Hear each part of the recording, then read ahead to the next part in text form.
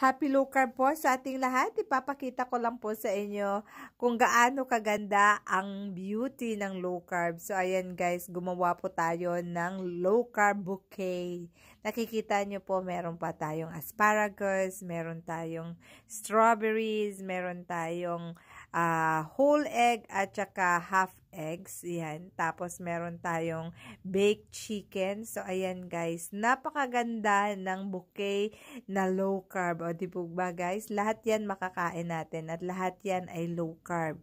So, ibig sabihin kung gaano kaganda po ang bouquet na yan, gaano din kaganda ang epekto ng low carb sa ating katawan. So, ayan guys, wag na po kayong magpatumpik-tumpik pang subukan na mag low carb.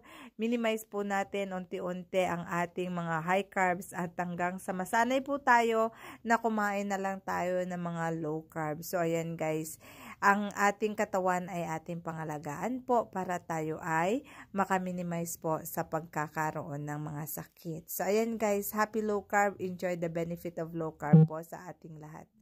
Hanggang sa muli po, maraming salamat.